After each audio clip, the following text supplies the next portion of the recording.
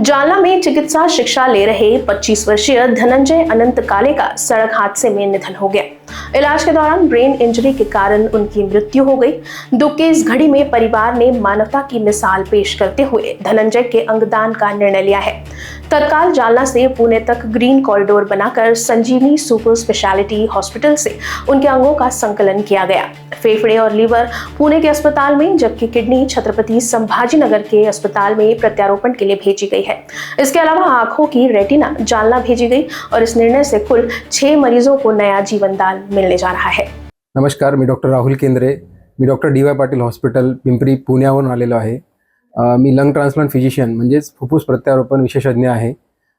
Doctor Ashish डोळस sir lung transplant surgeon आहेत, doctor Maninder sir lung transplant surgeon आहेत। जी दुर्दैवी घटना आपल्याला समजलेली आहे आणि त्यांच्या फॅमिलीनी जी डिसिजन घेतलं आहे की त्यांचे अवयव दान करण्याचं, एक खूप मोठी डिसिजन आहे। त्याला खूप करेज लागतं हे करण्यासाठी, ते त्यांनी दाखवलेलं आहे आणि त्याचा फायदा बऱ्याच पेशंटना होतोय।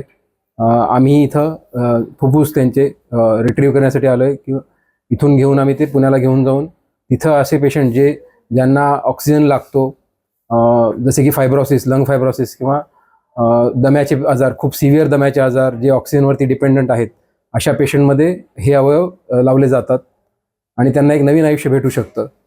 जालन्यात अवयवदान करण्यात आले, त्यासाठीचा ग्रीन कॉरिडॉर उभारला होता। त्यात पोलिसांचं खूप मोठं योगदान आहे। कसं काम केलं सर, काय सांगा? संजीवनी हॉस्पिटलकडून आम्हाला ही रात्री माहिती मिळाली होती। त्यानंतर आम्ही सकाळी ती प्रक्रिया पूर्ण राबवली। आमचे कदीम जालनाचे PI शेवाळे साहेब, जाधव मॅडम यांना आम्ही या ठिकाणी स्टॅटिक करून ठेवलं होतं आणि माननीय पोलीस अधीक्षक साहेबांच्या मार्गदर्शनाखाली आणि बागल सरांच्या कोऑर्डिनेशनने आपण ग्रीन कॉरिडॉरची निर्मिती केली। 3 आपण ट्रॅफिकच्या मोबाईल्स त्याकरता स्वतंत्र नेमलेल्या होत्या।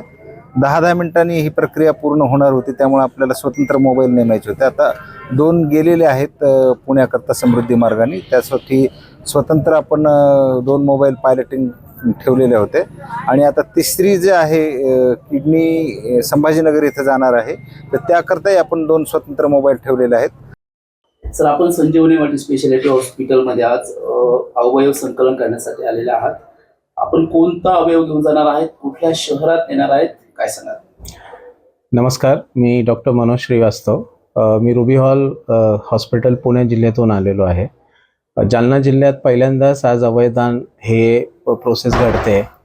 ह्या प्रोसेसमुळे एक तरुण मुलगा जो अनफॉर्च्युनेटली ब्रेनडेड आहे आणि त्याच्या घरच्यांनी तयारी दाखवली आहे अवयवदान करण्यासाठी, ह्या त्यांच्याच वागण्यामुळे म्हणा किंवा त्यांच्या यांनी एक 5-6 लोकांना नवीन आयुष्य भेटणार आहे। सो आमची टीम आहे, मी डॉक्टर मनोज, डॉक्टर विद्या गांधी आणि अजून 2 सर्जन्स पुण्यात आहेत जे रेसिपियंट ऑपरेशनला सुरू करतील। आम्ही लिव्हर हे इथून रिट्रीव्ह करून मग त्याला स्टोरेजमध्ये ठेवून पुण्याला घेऊन जाणार आहे आणि रुबी हॉल हॉस्पिटलमधून एका यंग पेशंटला ज्याला लिव्हर सिरोसिस आहे त्याला हे अवयव आम्ही बसवणार आहे। वर्षाच्या पहिल्याच दिवशी जालन्यातून अवयवदान होत आहे।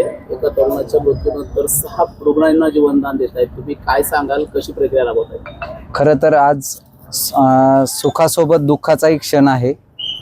या दुःखामध्ये काळे परिवारासोबत संजीवनी हॉस्पिटलचा परिवार, तसेच जालना जिल्ह्याचे सर्व प्रशासन, पोलीस प्रशासनासहित सर्वांना दुःखही आहे की आज एक तरुण की जो मेंदूला मार लागल्यामुळे तो ब्रेनडेड झाला आणि ब्रेनडेड झाल्यानंतर जिवंत राहण्याची शक्यता सायन्सनुसार नसते आणि त्याच्यामुळेच या ब्रेनडेड झालेल्या पेशंटचे अवयवदान आपण करू शकतो, या पद्धतीची संकल्पना आली आणि या संकल्पनेतून गव्हर्नमेंटच्या परमिशनमुळे आम्ही आज हे अवयवदान करू शकलो। खरं तर हे दान आहे, यात काही कोणाचे नातेवाईकांनी कुणाला पैसे देऊन किंवा पैशाची देवाणघेवाण केलेले नाहीये, पण आज जो तरुण आपल्यामधून गेलेला आहे तो एक मेडिकल स्टुडंट होता। Bureau report, Lokvahini news, Jalna.